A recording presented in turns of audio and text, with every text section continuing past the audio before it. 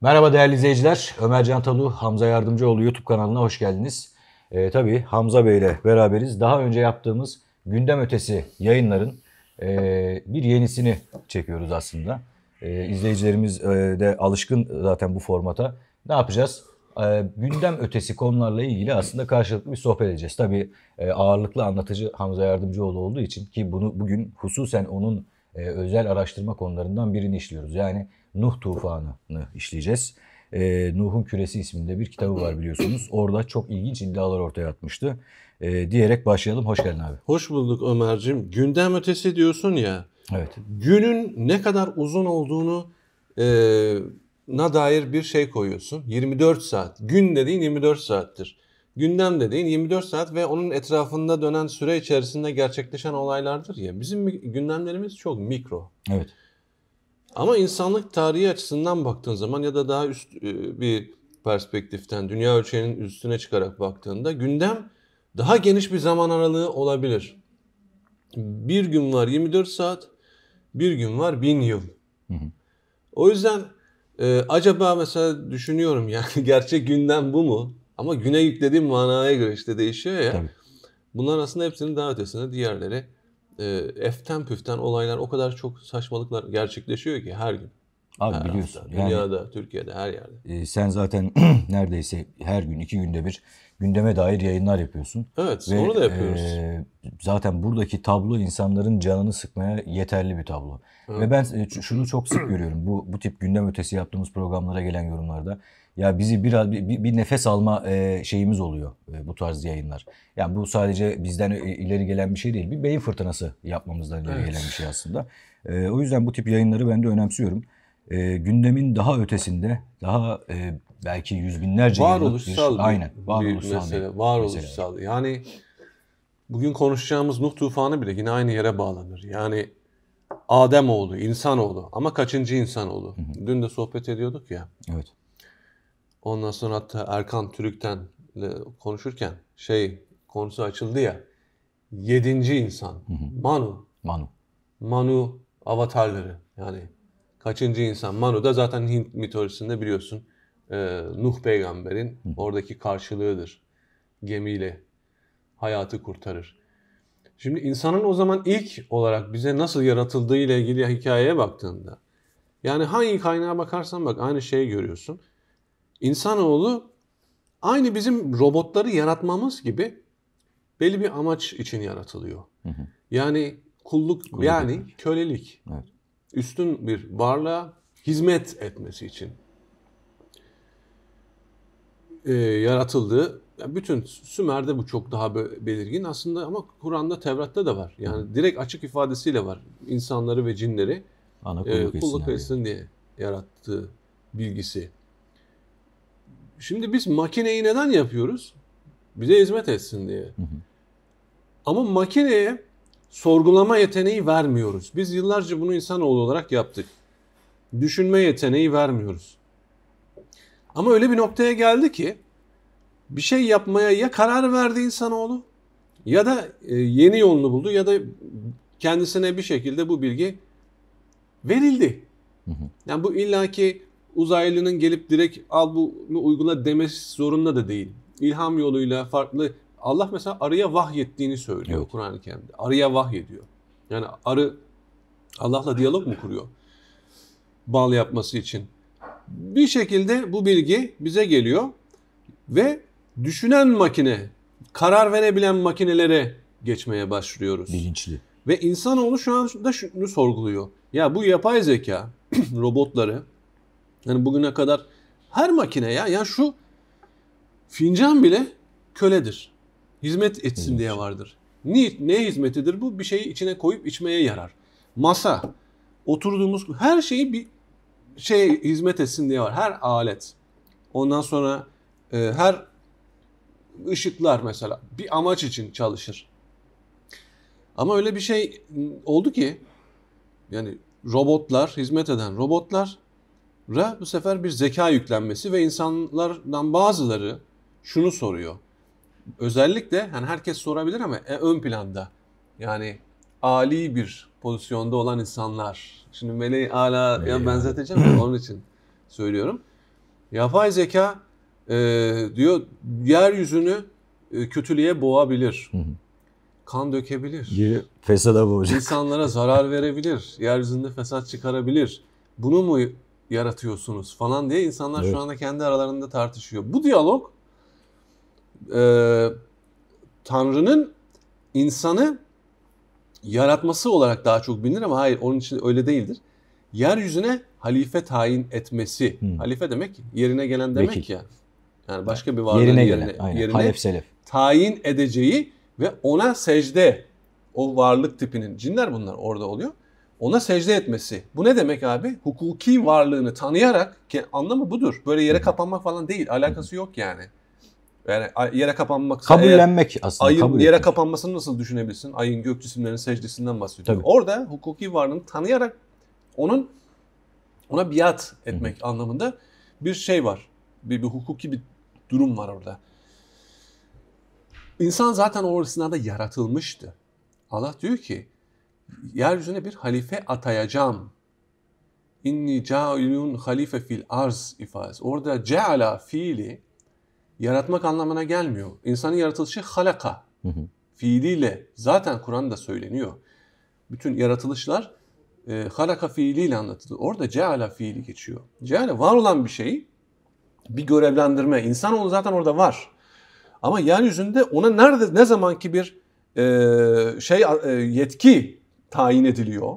Kargaşa orada çıkıyor. Kargaşa orada çıkıyor. İşte orada meleği alada itirazlar ve tartışma. Hatta o tartışmanın düzeyi de böyle bir düşmanlık derecesine varacak bir yahtesimune ifadesiyle husumet kelimesinin kökü de aynı yerden gelir. Neredeyse orada melekler birbirine girecek yani. Onu anlıyoruz biz oradan. İşte orada o itiraz geliyor ama Allah diyor ki ben sizin bilmediklerinizi bilirim diyor. Ondan sonra olay, serüven başlıyor. İnsanoğlunun yeryüzündeki serüveni başlıyor. Yaratılış öncesi onun aslında. İşte o yeryüzü serüveni içerisinde bu sefer döngüler başlıyor. Bizim bugün konuşacağımız tufan meselesi o birinci döngünün sona erip yeniden büyük reset diyoruz ya, asıl büyük reset Nuh tufanıdır. Esas. Evet. Resetlerin en büyüğü o. En büyük resettir o. Orada şey sorusu da var ya, onu da sorayım hazır yeri gelmişken. Yerel mi oldu yoksa küresel mi oldu bu tufan olayı? Çok net bir şekilde hiç itiraz, yani yoruma yer bırakmayacak bir şekilde, her ne kadar itiraz ediliyor olsa bile çok saçma bir itirazdır. Küresel olmuştur. Sel bütün dünyayı kaplamıştır. Ve o kadar açık ifadeleri vardır ki mesela Nuh'un oğluna şunu söylemesi. Gel gemiye bin. O diyor ki ben yüksek bir dağa çıkacağım. Ve Nuh cevap veriyor. Diyor ki bugün kurtulacak hiçbir yer yoktur. Ondan sonra daha çok örneği var. Yani misal Nuh peygamber, bütün peygamberler helak görmüştür kavimleri, bütün kavimleri diyelim. Yani çoğu, yani bütün peygamberlerin ne bileyim mesela Hazreti Muhammed'den sonra öyle bir helak olayı olmadı. Hazreti İsa'dan sonra da böyle bir toplu bir helak yok ama şunu biliyoruz, helaka uğrayan kavimler peygamberleri önceden uyarılarak o beldeden çık deniyor. Hepsine. Ad kavmi, Lut kavmi. Hepsini, bütün Kur'an'da bunların hepsinin örneği anlatılır. Çık o beldeden. Nuh'ta öyle değil. Gemi yap diyor. Evet. Çıkacak yer yok zaten. Bütün dünya sel altında. Yani gidecek yer yok. Nuh kendi de söylüyor ağzıyla zaten bunu. Daha o kadar çok örneği vardır ki bunun. İnsana şey yaparken İsra suresinde geçiyordu, evet, ifade. İnsana zürriyet men hamelne me'a Nuh diye bir ifade geçiyor. Nuh ile beraber taşıdığımızın zürriyeti. İnsanoğlu, bütün insanlar için. Yani şu an dünyada kim yaşıyorsa o gemide kalanların zürriyetidir. Yerimde başka insan kalmadı. Geminin dışında hayatta kalan olmadı yani. Ama bölgesel olmuştur açıklaması neden geliyor biliyor musun? Diyorlar ki kendi kafalarına oturtamıyorlar. Ya bütün dünya yok olduysa dünyada hiçbir canlı türünün olmaması eksik gerekiyor. Bırakılmaması gerekiyordu gemide taşınanlar arasında. Nasıl olacak? Ama bugün dünyadaki milyonlarca türe baktığımızda bunun gemide taşınması aklın kabul edebileceği bir şey değil diyorlar. Kendi akılları kabul ediyor. Sen oraya bir açıklama getiriyorsun ama. Ve diyorlar ki olsa olsa diyor bir bölgede olmuştur. Canlılar yaşıyordu falan. Onlar şey yapıyor. Tanrı'nın açıklamasını şey yapmaya daha böyle daha ikna edici kılmaya çalışıyorlar. Çok saçma bir yaklaşım aslında. Bölgesel olmuştur demek. Yani bu sadece Tevrat'ta da çok açık nettir. Ondan sonra şeyde Gılgamış destanında da öyledir. Atrahassis'te Zuysidra Babil yaratılış destanı. Hepsinde açıktır, nettir yani. Bütün dünyayı sel kaplamıştır ve gemi hayatın tohumunu taşımıştır. Bütün canlılığı. Yani ama biz diyoruz ki ya bugün böyle bir şey yapmaya kalkarsak yapamayız. Mümkün değil. O teknolojimiz yok ama Nuh peygamberin zamanında o teknoloji vardı. Çünkü ona ilim verdik. Yani öyle ama teknolojik altyapı da vardı. Ya mesela senin ilmin olsa, elinde malzemen olmasa uzay gemisini nasıl yapacaksın? Tabii. Zamanda yolculukla ilgili Geleceğe Dönüş en favori filmlerindendir. Geleceğe Dönüş serisinde Marty McFly geçmişe gittiği zaman orada Doktor Emmett Brown'u bulduğunda diyordu ki bunu plütonyumla çalışıyor. Plütonyumdan ben geri dönüyorum. Diyor ki sen diyor gelecekten geliyorsun. Senin zamanında belki plütonyum dükkanlarda, eczanede bile satıyorlardır diyor. Burada nereden bulacaksın diyor bu zamanda diyor. Onun gibi. Yani o zaman da bir altyapısı, bir teknolojisi vardı. Çok üst düzeye ulaşmıştı o insanlar. Ve Yani- dünyanın yani reset abi. İnsanlar maksimum seviyeye ulaşıyor.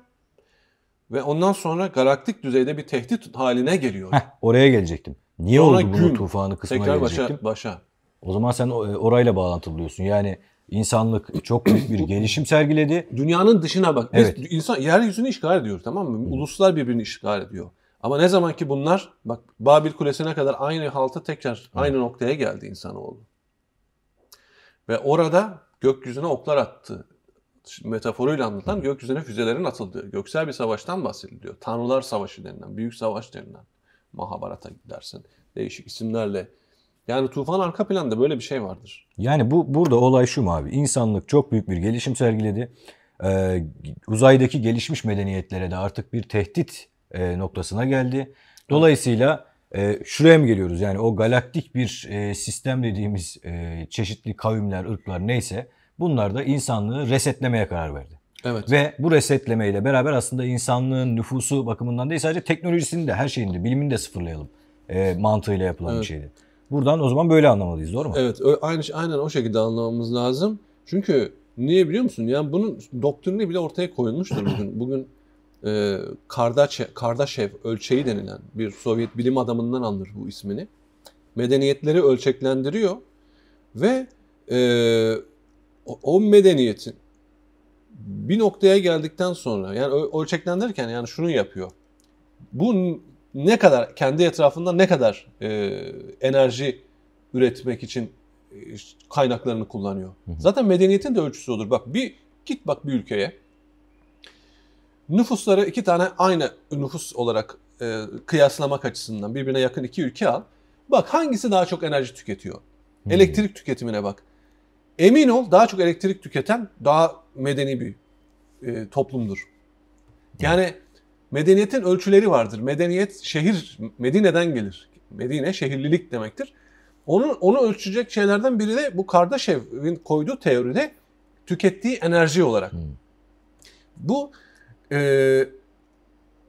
diyor ki bu enerjiyi üretmek için çevresel kaynakları kullanıyor insanoğlu.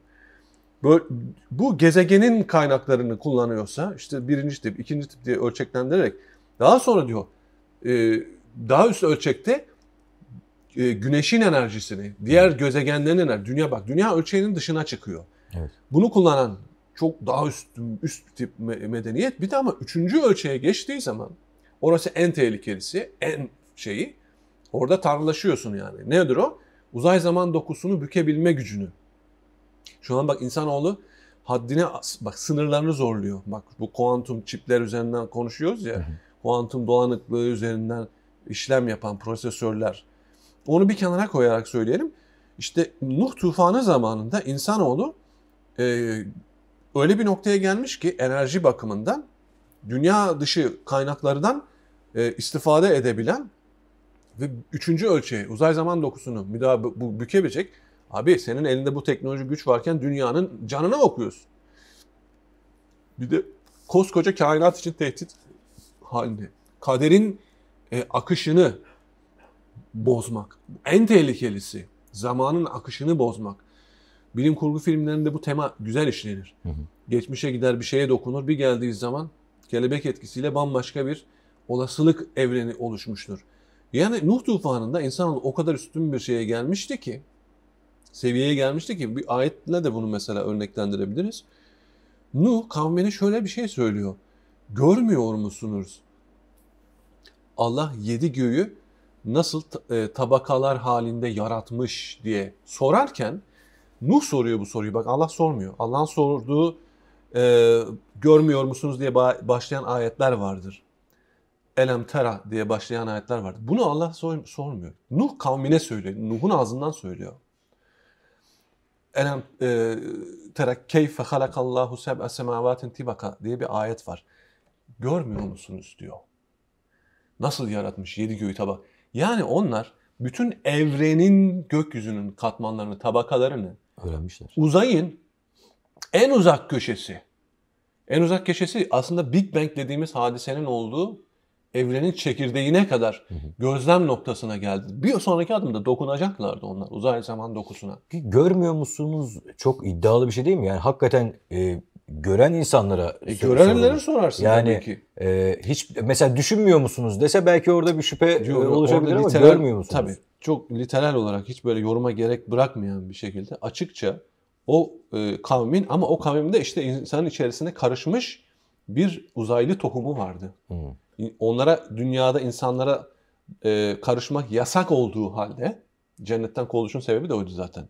Sonra tekrar bunlar dünyaya indiğinde Enok kitabını konuşmuştuk seninle. Bunların yeryüzüne iniş yaptıklarını Hermon Dağı'na ve orada insanlarla birleşerek bir melez bir tür, devler denilen, bize bugün tabii efsanelerin devler olarak anlattığı varlıklar ortaya çıkmıştı ve bunlar zalimlerdi.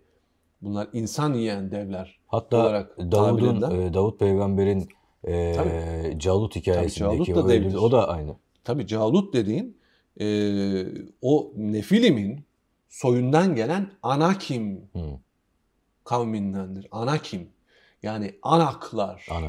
Anak oğulları. Bunlar Anak oğulları Anunnakilere bağlanır aslında. Hepsi aynı şeyi bağlar. Ve o yüzden işte bunların ortaya çıkaran yani insanı bozmuştur aslında. Nesli bozmuştur şeytan. Nesli bozmuştur. Ve bozunca tabii bu tam bir fitne fesat, fitne fücur. Ya burada hakikaten bütün olaya bakıyoruz. Aslında göksel bir mücadelenin sürekli insanlık üzerindeki yansımasını görüyoruz. Hep olayın şeyi bizde patlıyor abi. Oradaki mücadelenin bedelini sanki biz ödüyoruz gibi bir tablo var. Madem öyle neden insanoğlu kendini bu kadar geliştirebilecek seviyede yaratıldı gibi bir soru da doğuyor. Bir de buradan şeye de geçeceğim. Ya işte o sorunun cevabı girişte şöyle bir dikkat çekmeye çalıştım. Yapay zekayı biz neden yaratma veya yaratılmış olan yapay zekayı hayatımızı akışıyla ilgili kararlar verme konusunda yetkilendirme noktasındayız, aşamasındayız. Henüz ona geçmedik. Biz yapay zekanın bize söylediklerini tavsiye niteliğinde kabul ediyoruz. Ama ne zaman ki onun bize söyledikleri talimat haline gelirse, yani onlar bir norm haline gelip biz bunları yasalaştırıp kabul ettiğimizde, ki bak emin ol insanlar sürekli birbirlerinin yaptığı yasalardan şikayetçi. Ya bir mecliste anayasa görüşmeleri yapılırken en son referandumda tekme tokat bunlar birbirine girdi ya. Bir toplumsal sözleşmedir değil mi? Bu toplumsal mütabakat metninde milletvekili yumruk yumruğa tekme tokat kafa göz dalıyorlar. Şimdi insan böyle itiraflı bir şey, tamam mı? Şimdi bu itilafın ortadan kaldırabilecek bu ikisinin de üzerinde ve artık kendini rüştünü ispat etmiş bir şeyin da koyduğu toplumsal kurallar kabul edildiğinde bu aslında yeni bir anayasa olacak. Ve o yeni anayasa aslında kutsal kitaptır yani. Anayasa aynı ya. Bir şeyin bir toplumun kutsal kitabı gibi bir şeydir yani. Temel Gibidir, öyledir. Tabii. Çünkü oradaki kurallar sorgulanamaz. Yani sorgulansa bile en azından maddelerin değişmesi lazım. O madde hükümleri varken Onun için de tekrar bir toplumsal uzlaşı bir gerekiyor. yerel mahkemenin aldığı karar bile hükümsüzdür aslında, Tabii. anayasaya aykırı olduğunda mesela üst mahkemeden düşürülür. Böyle bir kutsal bir şey, kutsallık kavramının içine uyan bir tabirde. Sana bunu yasal zeka koydu, ne oluyor? Sana o kitabı veren Tanrı oluyor. Doğru. Yapay zeka insanlığın tanrısı. İşte o noktada yani korkunç, insanoğlunun bütün şeyinin insani değerlerinin, yani mahremiyetine, hani mahremiyetimiz vardır, bununla ihlal ediliyor, şudur budur, ama kafamızın içi var ya, beynimizin içi, orası en mahrem alan. Şu an oraya göz dikiyor. Yani feci bir distopik bir durumu bize koyabilecek bir şey. Aynı şu an insanoğlu nasıl gelecekte yapay zekanın insanlığı ele geçirmesini öngörüyor ve tahmin ediyorsak, onlar da insanoğlunun buna yelteneceğine, buna tevessül, yani ne diyeyim, tabir düşüyor, böyle aşağılıkça bir şeydir. Yani her şeyi ele geçireyim, işgal edeyim, hükmedeyim falan düşüncesini oraya geleceğini öngördükleri için meleği alada bu soru sorulmuştu yani. Sebebi aslında odur. Peki burada şöyle bir şey de görüyoruz. Farklı medeniyetlerin farklı anlatılarında Nuh tufanının benzerlerini de görüyoruz.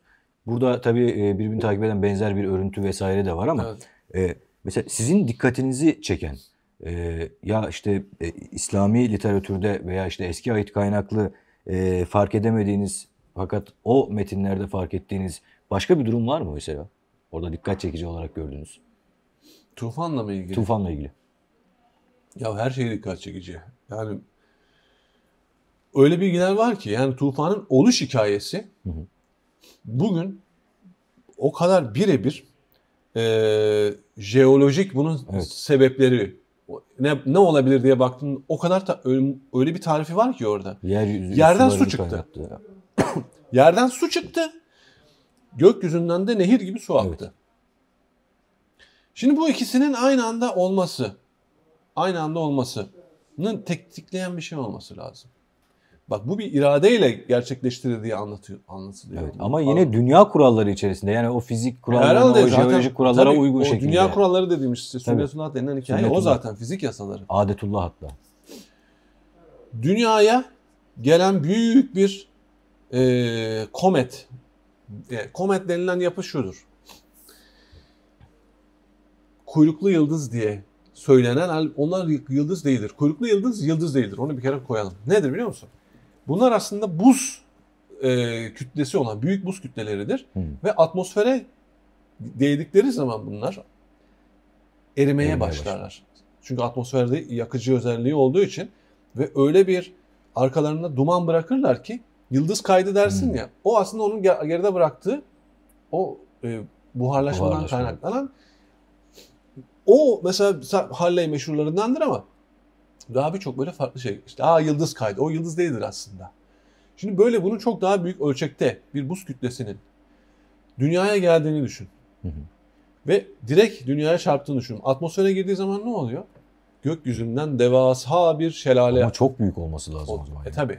Ama bir etkisi daha var. Tek o değil. Büyük bir şey olduğunu düşün. Bak, bütün dünyayı kaplayan bir şey ortaya çıktı. Yeryüzünde bir çekirdekteki akışkanda bir hareketliliğe sebep olması lazım. Çünkü akışkanlar kütle çekiminden çok etkileniyor. Mutlaka orada bir göksel konumlanma ve o kütle çekiminin, ayın etkisini biliyoruz. Tabii. Medcezirler 20-30 metre, 40 metre, denizler yükseliyor. Hani gezegenlerin etkisi yoktu, öyle iddia ediyor. Ya çok uzak gezegenler olduğu için yani çok mikro ölçekte, ama bu yakınlaşma var, bir konumlanma var orada çok net. O nasıl denizlerde etki yapıyorsa dünyanın merkezindeki erimiş maden katmanı da şey yapıyor.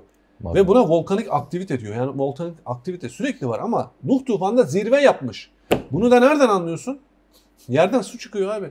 Su niye çıkar yerden? Kaynayarak çıkıyor. Yani fokurdayarak. Tennur fevarane diyor. Fara et tennur diye Kur'an'da. Tennur. Yani gayzerler var ya, birebir örneği İzlanda'da görürsün. Yellowstone'da bunları görürsün yani.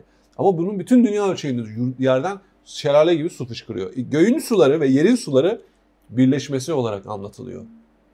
O zaman burada gemi de bildiğimiz bize anlatılan bir gemi türü olmaması lazım. Tabii. Abi. Yani iki taraftan bir su baskını tepeden de iniyor. Aşağıdan da püskürüyor. Tabii ve dünyanın şu an bak okyanusları düşünün. Ne kadar çok su var yerin yani Tabii. dünyada. Ki %5'ini biliyoruz. Sular bunun dünyanın 3'ü su. Evet. Düşünebiliyor musun? 3'ü su. Böyle bir şey. Ve suların da 2'si yeraltı su kaynakları. Bak. Düşünebiliyor musun? Okyanusları falan düşün. Daha büyük bir su dünyanın içinde var, yer altında var. Yani bunların hepsini öyle bir noktaya getiriyor ki bütün dünya zaten volkanik aktivitenin bir şeyi daha var. Etkisi daha var. Sonucu büyük depremler. Büyük depremlerin de bir sonucu var. Büyük tsunamiler. Bak hepsi tam perfect storm denilen bir kavram var ya, kusursuz fırtına, mükemmel fırtına ya. Ya tam o olmuş ya. Depremlerden, tsunamiler, yerden çıkan sular, gökten gelen inler ve o dalgalar, dağlar gibi dalgalar. Korkunç bir şey. Hayatta kalma büyük bir yıkım yani. Canlı kalmıyor yani. Peki o gemi nasıl bir gemi oluyor abi? Gemi uzay gemisinden aşağı bir teknoloji değil o. Ve o günün gemilerinden, o günün insanların teknolojisinin de üstünde. Çünkü Nuh'a diyor ki gözcüler bizim nezaretimizde, gözümüzün önünde bizim bildirdiğimiz gibi gemiyi yap. Evet. Yani geminin planlarına kadar o teknoloji aslında Nuh'a veriliyor. Ama bir altyapı var, kuruyor onu. Ondan sonra o sular tabii ki hemen böyle çekilecek bir durum değil. Aylarca sularda yüzerken sonra sular çekilmeye başlıyor. Ve o suların çekilmesinde de şöyle dedik diyor. Ey gök suyunu tut. Ey yer suyunu yut. Yani birine tut diyor, birine yut diyor. Şimdi yeryüzünün o devasa miktardaki suyu yutması, milyarlarca metreküp, belki trilyonlarca, hesaplayamıyorum. Hesaplanamaz da ya. Tekrar yere gittiği zaman oluşacak büyük bir şey var. Nedir o? Devasa akıntılar. Katastrofik akıntılar deniyor buna. Şimdi gemi kendi kendine giden bir gemi. Yüzsün diye değil, suyun üstünde kalsın diye inşa edilmiş. Onun komandası yok. Dalgalar arasında gidiyor işte. Ve karaya oturdu diyor. Evet. Oturdu. Yani yanaştırılmadı. Nuh'un orada bir kaptanlık şeyi yok. Judy'ye mi geldik abi? Evet, Judy'nin üzerine oturdu. Evet. Oturdu. Western Allen Judy. Gemi oturduysa geminin o büyük akıntılar içerisinde oturması muhtemel. Bilimsel olarak da çok basit mantık yürüterek de tek bir olasılık vardır, koşul vardır. Eğimsiz arazi. Eğimli arazide durması ihtimali sıfır. Milyonlarca ton ağırlığındaki kaya kütlelerini bile gazoz kapağı gibi atacak olan akıntılardan bahsediyoruz. Doğru. Akıntıların nerede en çok şiddetlidir? Eğimli arazilerde. Nehirlerde de vardır, görürsün ya, aynı nehrin bazı yerde çağlayarak akar, bazı yerde böyle durulur. Neden? Eğimle ilgili bir şeydir.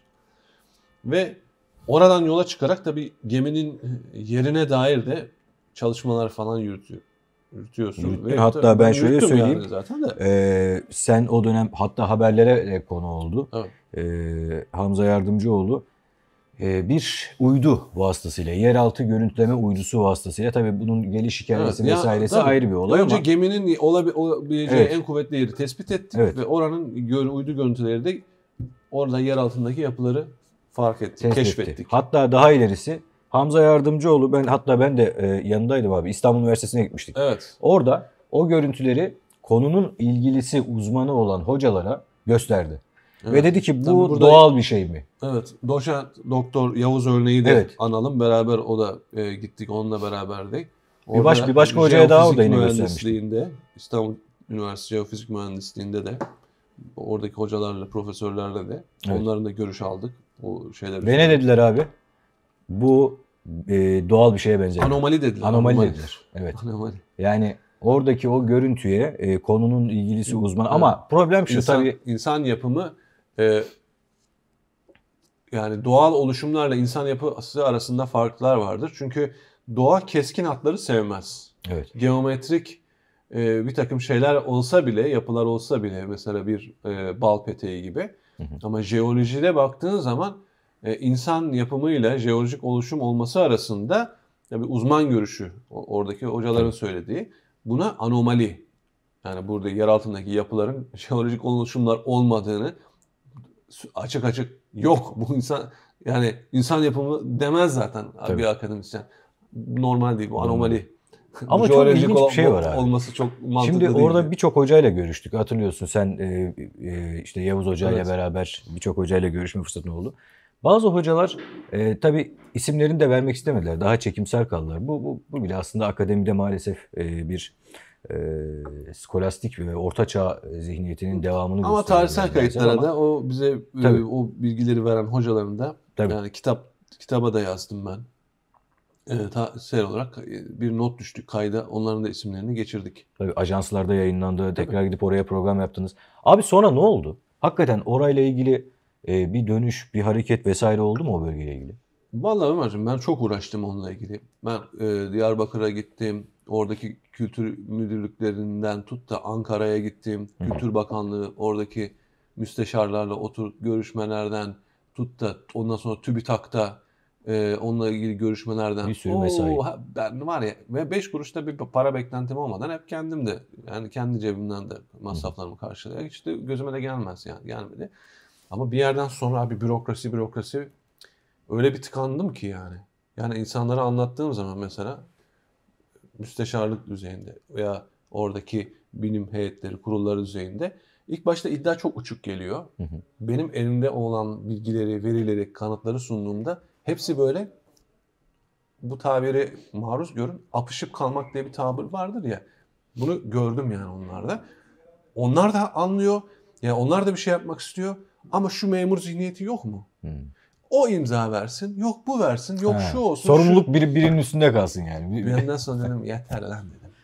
Ben görevimi yaptım, kitabımı yazdım, tarihe kaydımı düştüm.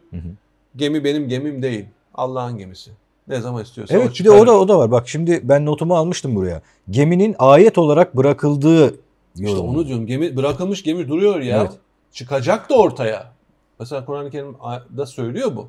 Bu nasıl bir dönüm noktası olacak hakikaten? Yani alemler için bir ayet, bir ibret kıldık diyor. Evet. Çıkacak bu ortaya ve onu sağlam bıraktık diyor ya. Evet. Ve alemlere bir ibret olsun diye sağlam bıraktık. Terekna ayeten lil alemin diye bir ifade geçiyor. Onu sağlam bıraktık ya. Peki gemi bundan 10 yıl sonra keşfedildi. Herhangi bir yerde. Senin dediğin yerde veya bir başka yerde, fark etmez. İnsanoğlunun o keşiften itibaren bakışı, bütün olguları değişir mi sence? Yani tabii ki değişecek. Bir kırılma yaşayacak ama bu kırılmanın ne yönde olacağı dair bir tartışılır da. Bilhassa senin dediğin gibi teknolojik bir şey. Bir de bir şey daha söyleyeceğim ben sana. İnsanlara ayet olsun diye, bir ibret olsun diye demiyor bak. Alemlere bir ibret. Yani orada göksel varlıklarla bir temasın yaşanacağı bir zamana denk gelebileceğini düşünüyorum ben. Geminin ne resmen ortaya çıkarılıp, yani ne diyeyim, turizme açılması gibi kavram mesela olarak söyleyelim. Yani kamuya kazandırılması gibi bir şey diyelim. Ya o dönem geldiği zaman, ve bu sadece dünyayı ilgilendiren bir şey değil yani bence. Dünya dışı varlıkların da bir şekilde bir dahli olacağını yani bilmiyorum, bir ya temas. Da insanlığın o teknolojik seviye, yani bilemem. insanlığın tekrar göksel temas kurabilecek bir teknolojik seviyeye geldiği döneme mi denk gelecek? Ya olabilir. Bir de bizim temas kurmamıza gerek yok. Bizimle de temas kurulabilir yani. Bilemeyiz yani onu. Bu da ilginç. Şeyi de biraz konuşmak istiyorum aslında. Piri Reis haritasındaki o tufan öncesi olduğu iddia edilen görüntü kısım. O da çok tartışılıyor. Evet, hatta birçok spekülatif teori de çıktı ortaya ama. Attım. Evet. Tufan öncesine ait bir harita. Çok eski bir programın vardı hatta senin. Hatırlıyorum böyle hayal meyal.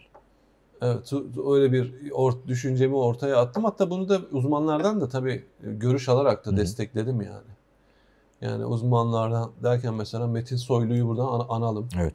O konu üzerine bayağı kafayı kırmış bir arkadaşımızdır. Bizim gibi. O da mesela ona söylediğimde de o da bunu destekler nitelikte konuştu. Çünkü niye? O harita bugünün dünya haritası değil. Çünkü neden dersen bir dönem suyun üstünde olan kara parçaları şu an suyun altında. Yani haritada olmaması gerekiyor.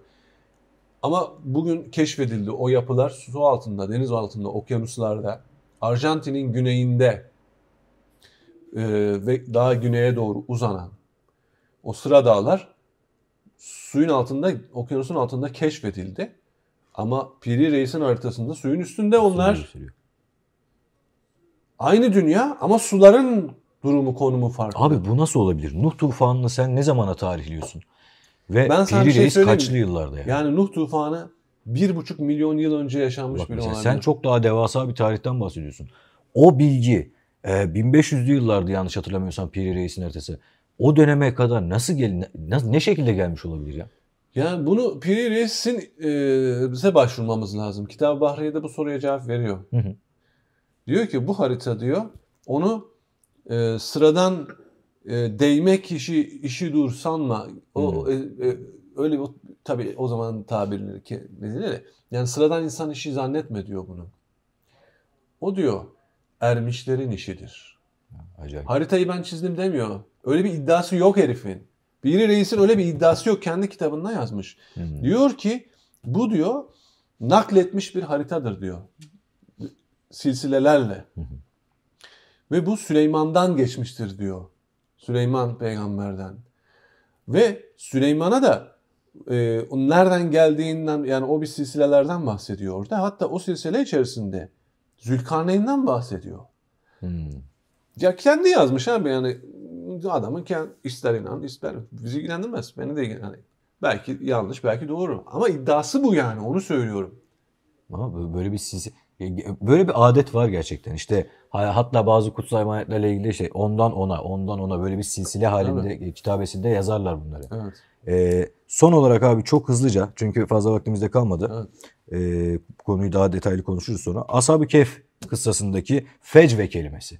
Bu da senin teorinle ilgili en dikkatimi çeken noktalardan birisi. Bunu da böyle kısaca açıklarsan abi değinmiş olalım. Vallahi şimdi onlar mağaranın geniş bir yerinde idiler diye meallere yansıyan kısım. Ben baktığımda geniş yer ne demek ya falan. Yani bağlam içerisinde bir garip geliyor. Baktığımda fecveti minha ifadesi geçiyor. Pardon minhuydu. Kehf'ten bahsettiği için. Yani eril dişil kelimeler farklı. Fecveti minhu. Ondan bir fecvede o mağaradan bir fecve diyor. Bir fecve ne demek? Normalde bir şey yok bir karşılığı. Ahmet abi de ona kafa yordu. Ona söyledim dedim ya bunu ne demek istiyor falan. Şu sonuca vardık. Ahmet abi bunu tespit etti. Çok eski dönem, Arapların döneminde diyelim, Kur'an'ın ilk ayetlerin indiği dönemde Araplarda şöyle bir adet varmış. Bir hamak gibi düşün. Havaya asıyor. Ağaca asılı ya da bir direğe. Onun içine giriyorlar ki işte hayvan gelip ısırmasın ya da yılan sokmasın. Yani daha yüksekte dursun. Akrep şey olmasın. Havada asılı duran ve içinde uyunan bir şey. Allah Allah diyorsun. Şimdi mağaranın içerisinde zaman yolculuğu yapılıyorsa girelim mağaraya hadi bakalım oluyor mu olmuyor mu? Hayır öyle bir mağaranın içerisinde bir şeyin içine giriyorlar abi. Yani ben onu hep düşünüyordum. Baktığım zaman da orada onu fecve olarak karşılığını gördüm. Fecve diye bir şeyin içine giriyorlar. Mağaranın içerisinde bir zaman makinesi gibi, bir uzay gemisi gibi bir şey var. Bunu Nuh tufanı ile ilgili oraya bağlıyorsun o zaman. Onu da şöyle tabii bu spekülasyon onu söyleyeyim. Acaba diyorum sesli düşünerek. Diyorum ki ya Nuh'un gemisinde böyle bir teknoloji var. Ve o gemi şu an bir mağaradır aslında. Neden? Çünkü üstü kaplanmıştır. Kaplanmış ve gizli kalmış. Üstü volkanik katmanlar tabii ki. Bin yıllar içerisinde. Acaba Ashab-ı Kehf oraya mı girdi? Abi girdikleri mağarada farkında olmadan Nuh'un gemisine girmiş olabilirler mi diye ciddi bir şekilde soru işaretim var. Bunu abi daha detaylı başka bir programda soracağım. Çünkü bu çok su götürür bir teori. Evet. Tabii spekülatif bir teori ama yine beyin yakanlardan bir tanesi. Fazla vaktimiz kalmadı değerli izleyiciler. Çok teşekkür ediyoruz. Yorumlarınız ve beğenilerinizle katkılarınızı bekliyoruz. Bir sonraki yayında görüşmek üzere. Hoşçakalın.